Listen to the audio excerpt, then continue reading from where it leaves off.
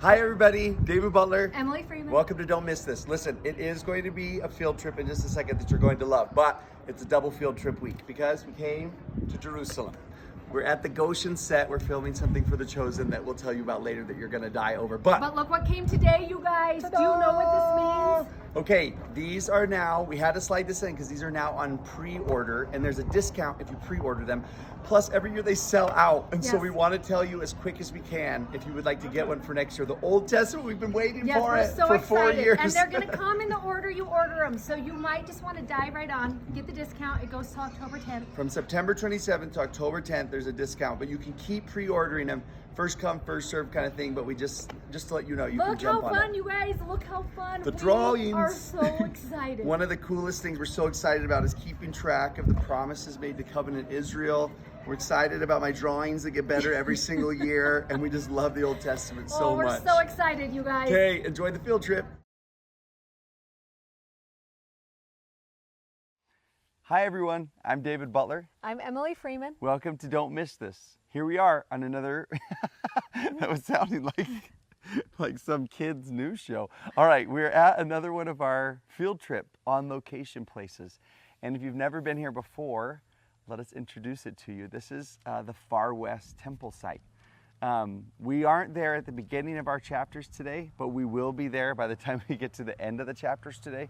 So we wanted to kind of just be here and for some really fun stories and interesting and powerful things that happened for a really short time while the church was kind of headquartered in Far West.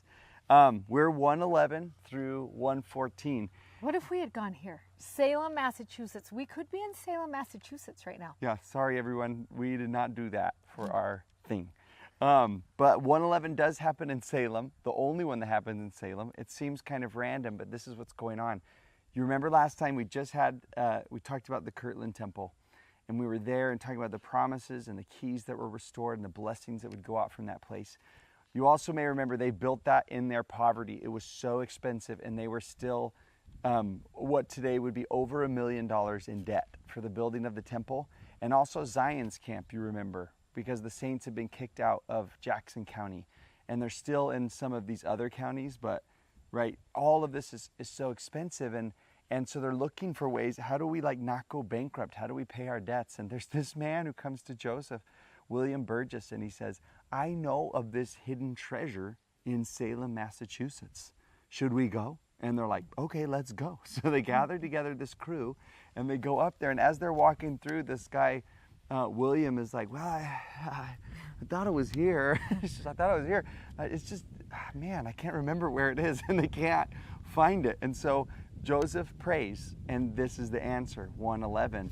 And it's interesting because it starts off, and the Lord's like, listen, I'm not mad at you for coming on this journey, even though it wasn't a super smart idea. He calls it one of his follies.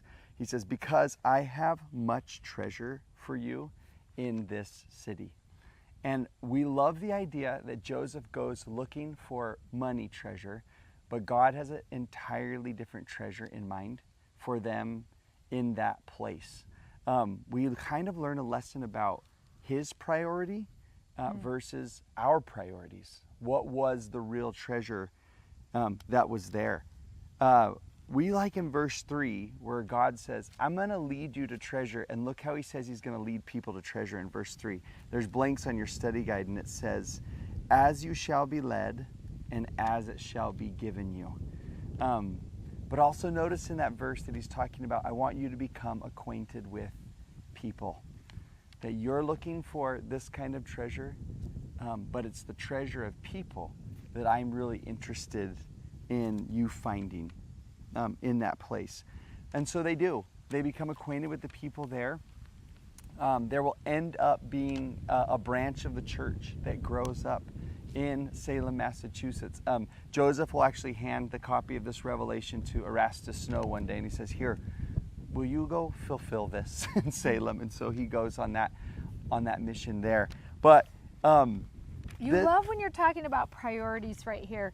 In verse 5 is where you kind of see him helping to adjust Joseph's perspective. He tells him, concern not yourselves about your debts, for I will give you power to pay them. And so it's almost as if he's saying, I see the problem. I acknowledge the problem. I'm going to take care of the problem. Your job is the people, and that's the treasure I want you to be invested in right now. And the Lord will eventually take care of that debt. It won't happen until Brigham Young, but he will take care of it. And that debt ends up being a cause of sifting for many people during this time. So it's interesting just to watch the Lord let people kind of look at their priorities and figure out what they're doing in that lesson, including Joseph, and that he says to him, this is not your worry. This is my worry. I'll take care of it. This is your worry. Yeah, and I also think there's a really powerful lesson here where Joseph sees a problem and he just moves on it. And he's like, great, let's go do this. And the Lord says, I'm not mad that you did that, and how he's just going to steer them with the decision that they made. I think a lot of times people feel a little bit paralyzed when they make life decisions or they're seeking for revelation and they end up doing nothing. But it's neat to see that God can even take our follies and just weave them into his greater purposes and plan and story. And that's what he ends up doing in this place. At the end, we think this is neat. He actually tells them, it's interesting that like the debt is an emergency back in Kirtland. Like it's something that is like really, really pressing. But he still tells them, verse 7, I want you to just stay in this place for a little while. And I want you to become acquainted with the stories and the history of this place, which is kind of interesting. Let's talk about that for just a second. That when he says down at the very end of the verse, there's more than, in verse 10, there are more treasures than one for you in this city, which is so neat to think about. Yes. God saying that to us. I have more treasures than one for you. He is that God of abundance, you know. But he tells them, study the ancient inhabitants of this city, and they do, and they learn, as you may know, about the Salem witch trials, yep. And they walk over like the rubble of a burnt cathedral, and they learn this powerful lesson also, that Salem was a city that was built up by the pilgrims to be a new Jerusalem, but in their zeal for being right, they ended up persecuting each other. And they'll learn a really powerful lesson about unity with people of other faiths and how that is more important than being right. And that will make a deep impression on them when they go to Nauvoo. So it's just interesting that this folly of his turns out to be like a really powerful learning season for him. I love, too, at the end of that, he says this verse. There are more treasures for you than one in this city, and I will order all things for your good as fast as you are able to receive them. And in my life, there have been so many times that this has been the set of verses that has hung on my fridge and on the mirror in my bathroom. Just to remember that even when I feel consumed by something overwhelming like debt or something else that is going on in life, to have that reminder that God sees it, he knows that it's there. And I love when he says there are more treasures than one for you in this city.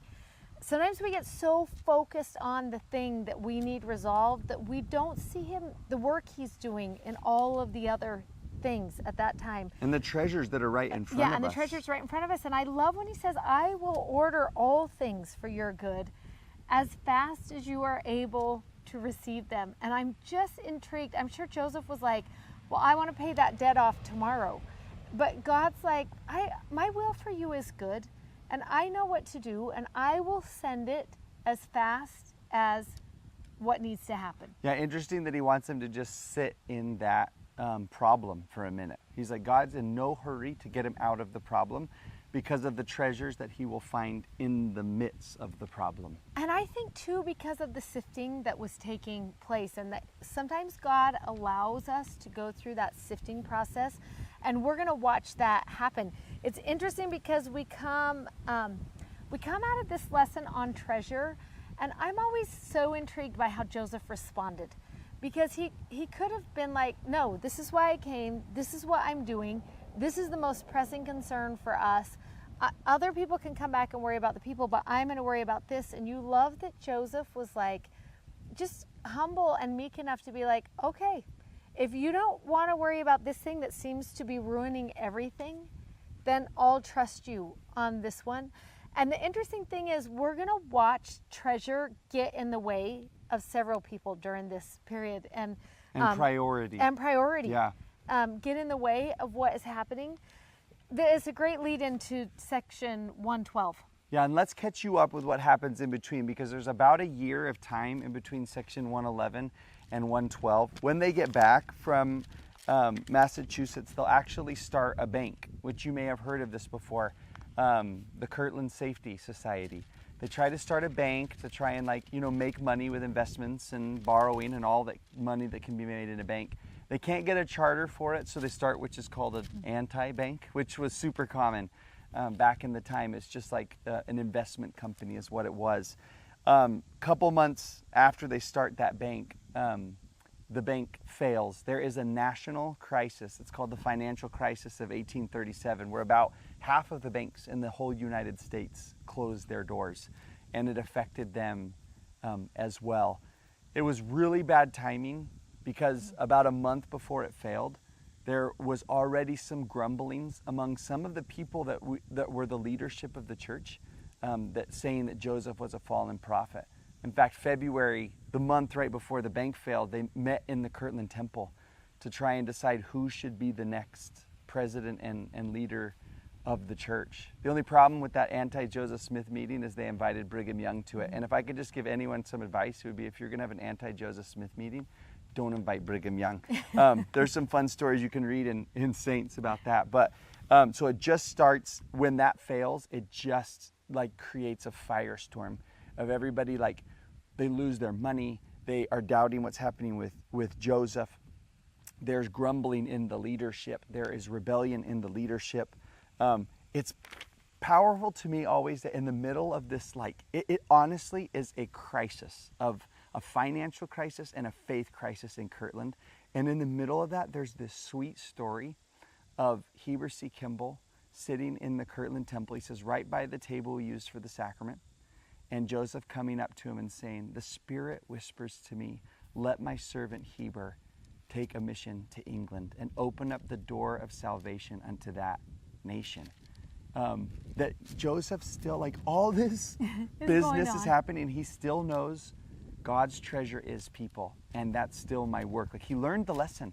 And now, and Heber C. Kimball goes off on this mission to the British Isles, which will save the church, essentially.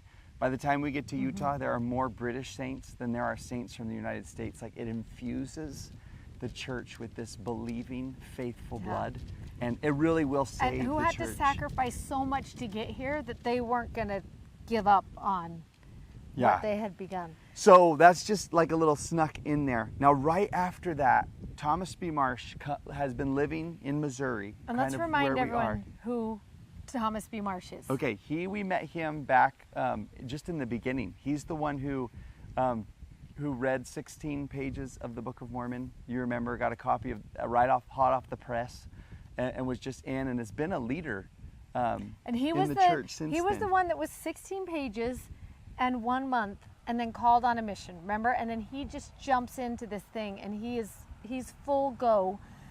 He gets called as a member of the Quorum of the 12. In 1835, he serves with the 12 apostles who all go to serve that mission to the eastern states. And then we get to July 1837, and it's interesting because this is the time when there is so much dissension going on in the church and the contention. And part of the reason for this blessing is the counsel that he receives in verse 12, where it says, and pray for thy brethren of the 12. Admonish them sharply for my name's sake, and let them be admonished for all their sins, and be ye faithful before me unto my name. So part of the charge Thomas is given at this time is you've got to pull in all of these apostles and strengthen these things in this place. And that's kind of the call of this blessing that comes here. It's interesting, the date of it, July 23rd, Thomas B. Marsh hears grumblings from Kirtland. 3 of the members of the 12 are involved in trying to overthrow Joseph. They're also involved in stealing and embezzling money from the bank, which is one of the reasons that it fails also. Parley P. Pratt, he meets on the way, and he is just like, I don't know what's happening, da, da, da. And he calls a meeting for July 24th.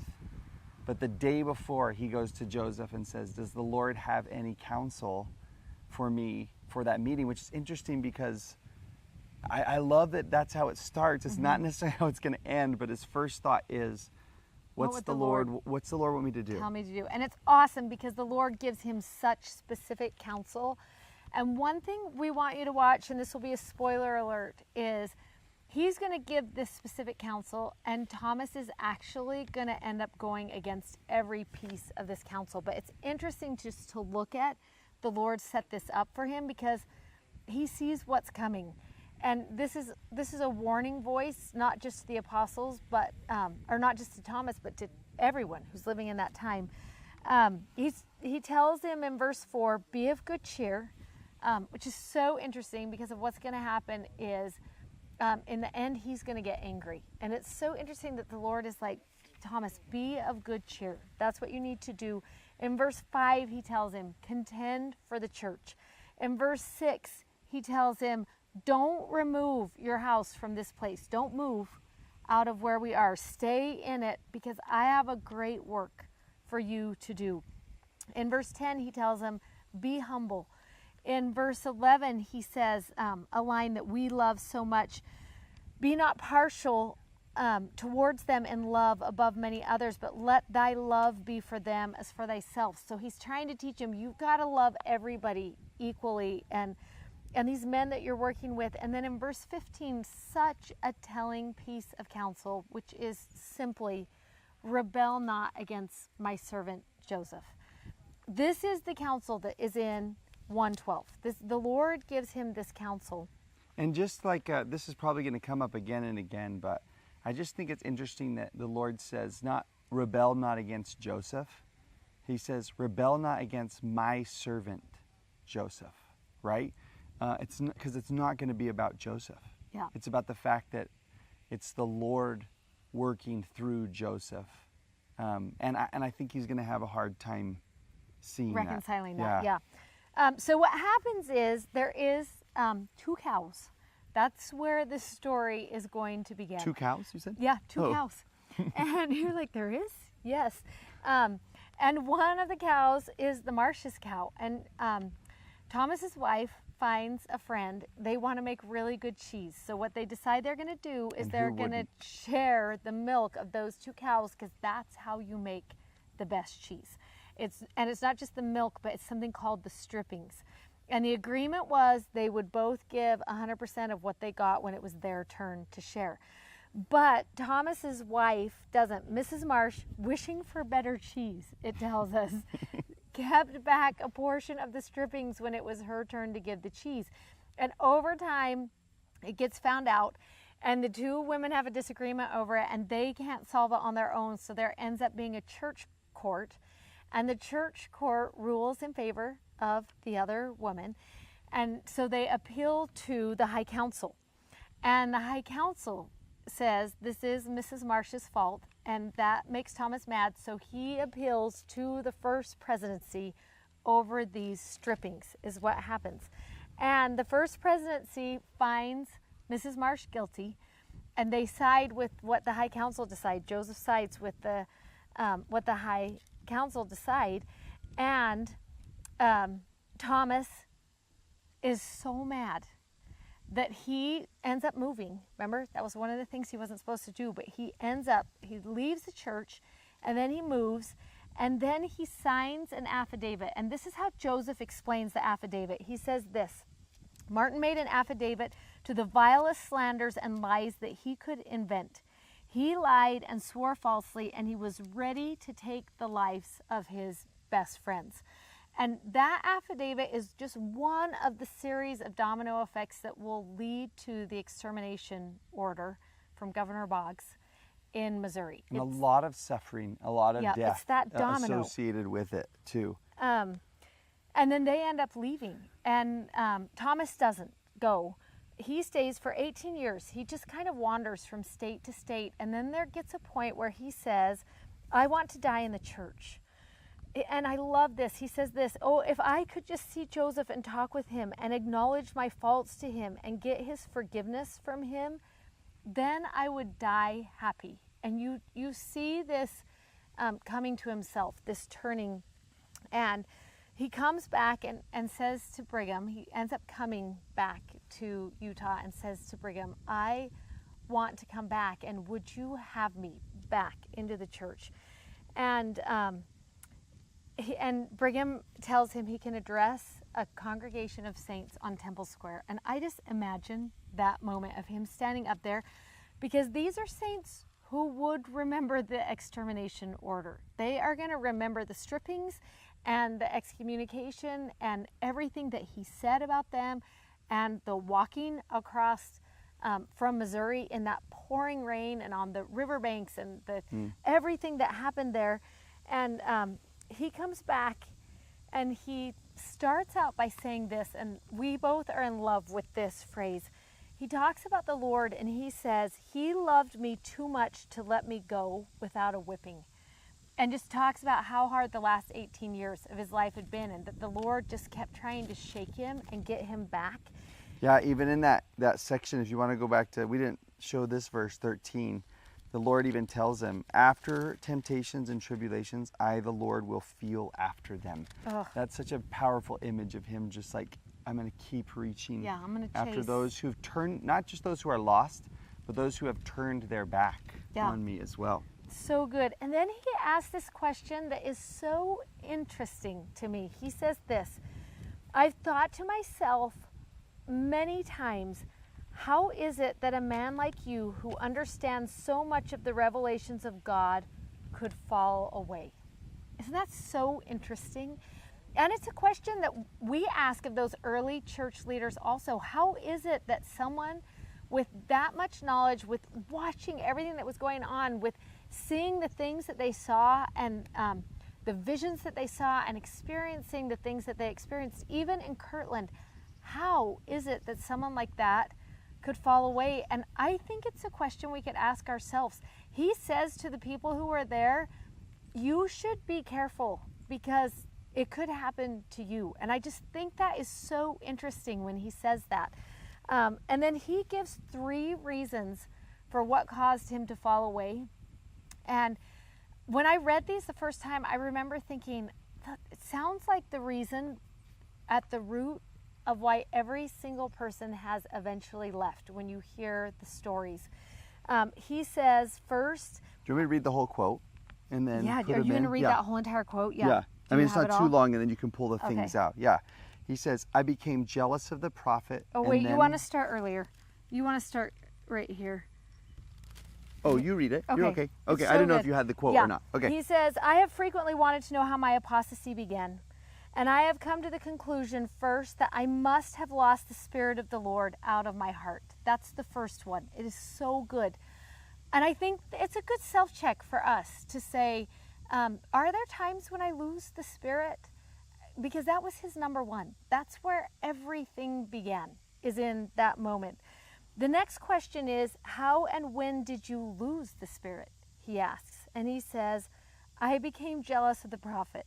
And then I saw double and overlooked everything that was right and spent all my time looking for the evil, which I think is number 2. When you get to a point where all you are looking for is everything that is wrong, that's a second sign of apostasy. And then he says this, and then when the devil began to lead me, it was easy for the carnal mind to rise up, which is anger, jealousy, and wrath. I could feel it within me. I felt angry and wrathful. And the Spirit of the Lord being gone, as the scriptures say, I was blinded. And then listen how interesting this line is.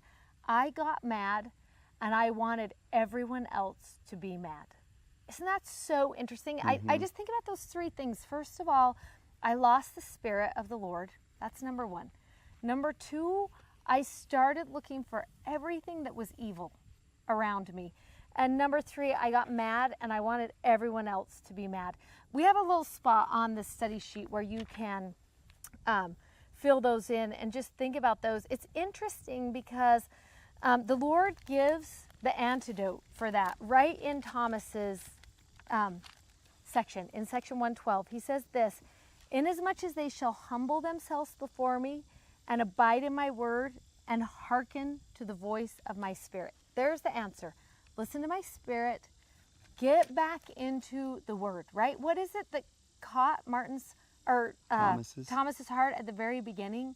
Was those 16 pages. Just get back into the word and humble yourselves, and it will all be resolved with time. It's interesting because at the end of those 18 years, he says, when he's talking, he says, I learned the Lord could get along very well without me, and he has lost nothing by my falling out of the ranks, but oh, what have I lost?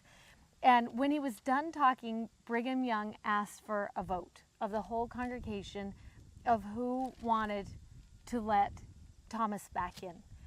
And I can't help but think about that moment, that congregation, Brigham Young standing up there and Thomas Marsh standing up there, and those people looking at this man whose decisions that started with an argument over cow's milk caused so much pain in their lives and in what would happen for them. And it's interesting because the accounts all read that every hand was raised in welcoming him back in, and not a hand was raised in opposition. And I think there are two super important lessons from Thomas's story that we learn. And the first one we like to call this: sell the cow.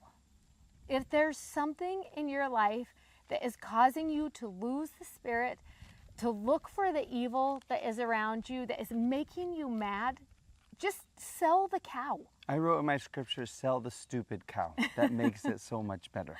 Because, just sell the stupid cow. Just sell the cow and move past that thing, because if that's going to be the tipping point, get rid of the tipping point, whatever it is, and just invest yourself back in fully. That's the first lesson. And I have just written at the bottom of mine, just sell the cow. It's so easy at the very beginning to solve whatever the problem is. But the second lesson that I think is really powerful in this is those saints who had been so hurt by that man unanimously welcoming him back into the fold. And I think that's important when we think about would we be that quick to forgive and to welcome back in. It's so important.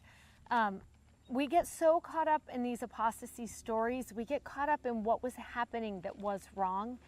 And I want to get caught up also in the fact that everyone who wanted to come back was welcomed back. Every single one. And that's the type of church I want to be, is that kind of church. And maybe I'd add a third lesson onto that too, which is, it's interesting that all of the talk during the apostasy was about Joseph. When he comes back, it's all about the Lord. And when it Thomas seems comes like, back. right, when he comes back, it seems like he's like, oh, you were focused on the wrong thing, Treasure. right? On the wrong treasure. I was like, set your sights and your heart on the Lord instead. How did all those people unanimously forgive? There is no way unless they had their own hearts set on the Lord as well. And I just think that's a powerful lesson too. And you see that with Heber C. Kimball and Brigham Young, the only two apostles who never turned their heel, they said, against him. They said, during those hard times, we spent so many nights on our knees. And I think that was the key.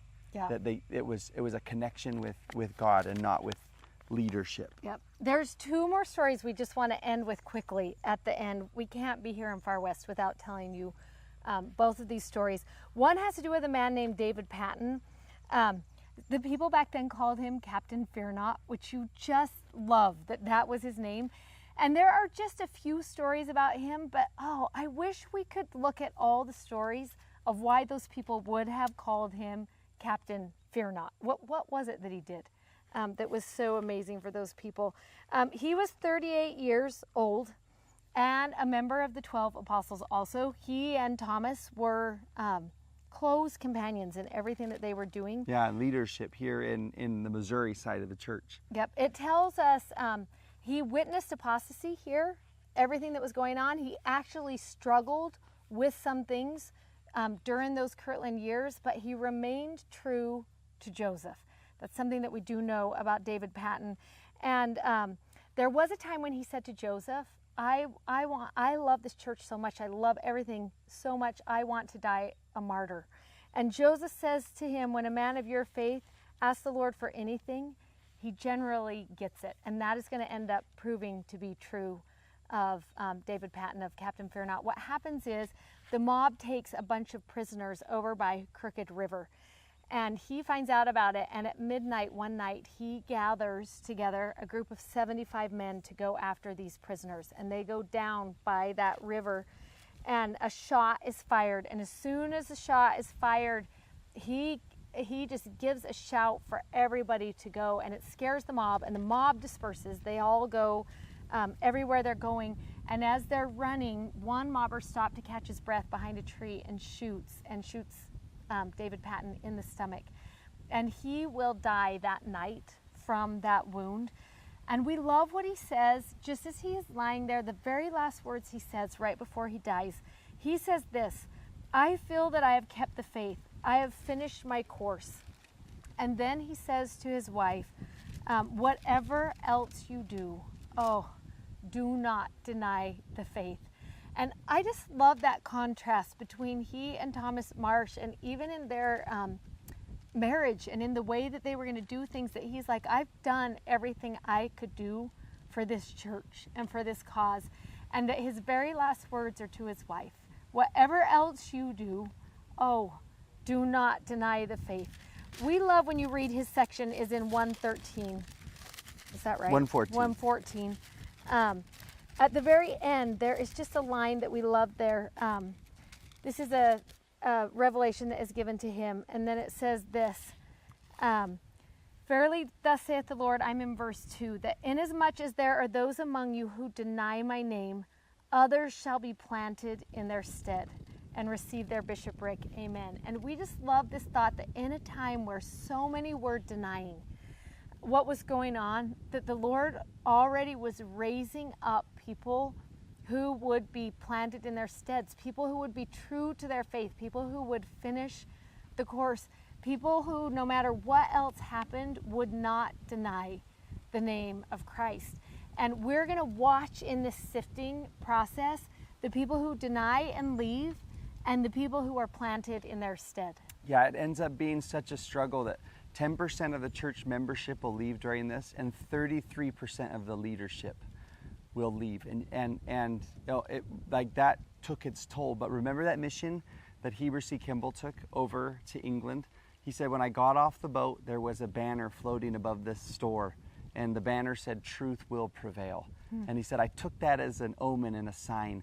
And there was so much reception of the gospel of Christ over there that now all of a sudden there is this new energy to, like, do missionary work in England. And David Patton actually was called. He says, the Lord says, next spring we want you to go, you know, over to England. He never gets to serve that mission, but some others do. And this section is not in our, like, grouping of verses here, but for this week. Yeah, for this week. But we have to just sneak over to it real quick here at the end.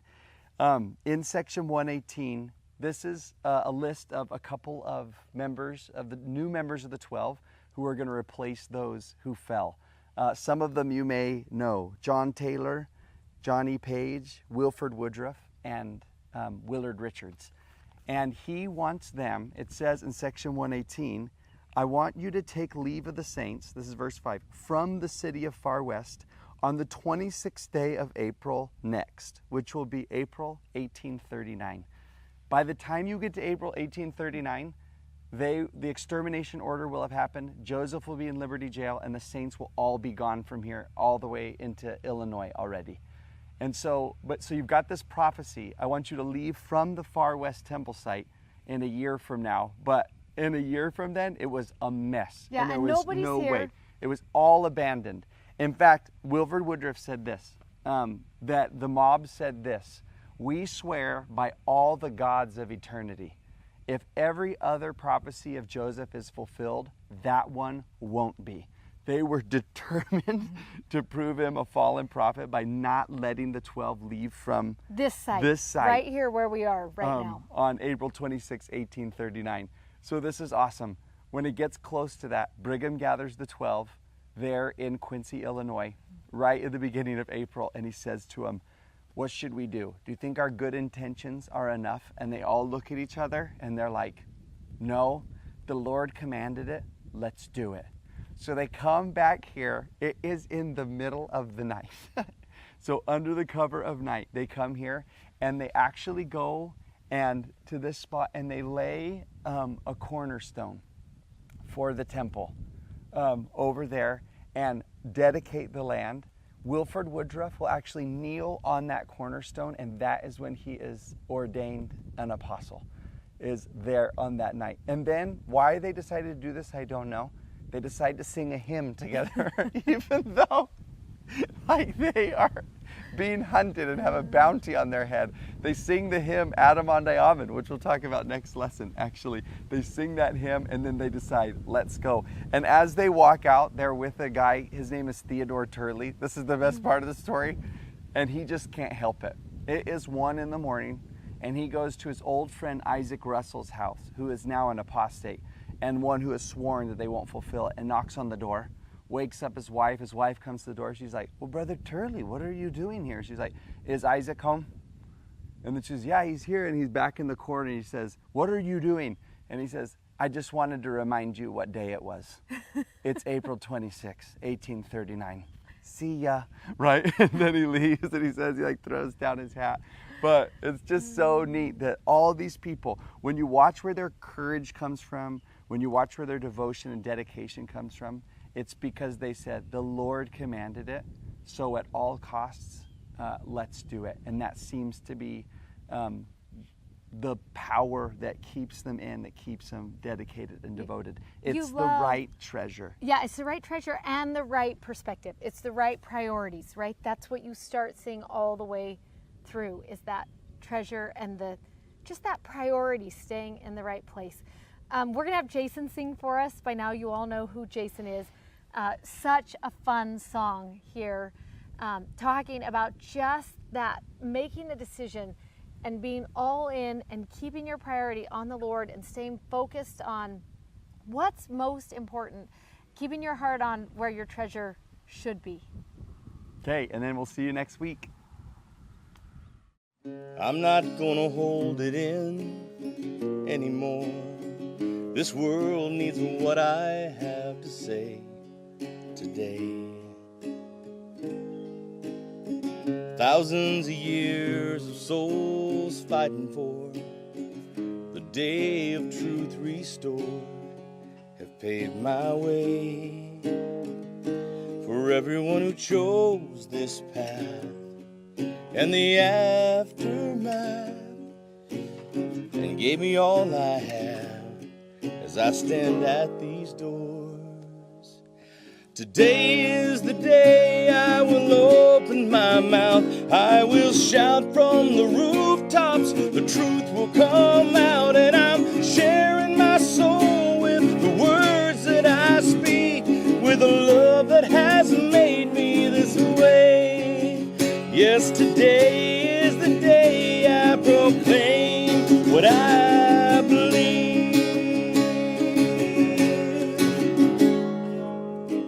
I can't control the souls in front of me, and those who listen to my voice make their choice. What they leave, what they take, if they stay or walk away, or how they feel once they've closed that door. So I'm not gonna worry about their fears and doubts as I walk out into this world once more. Today is the day I will open my mouth. I will shout from the rooftops. The truth will come out, and I'm sharing my soul with the words that I speak, with a love that has made me this way. Yes, today is the day I proclaim what I believe. The gospel's the good news of life everlasting.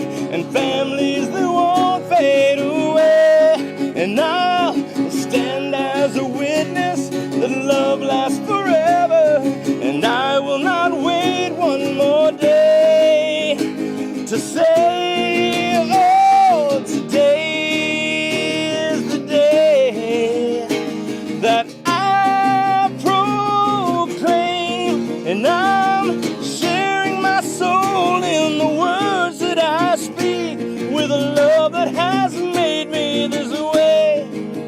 Yes, today is the day I proclaim what I believe.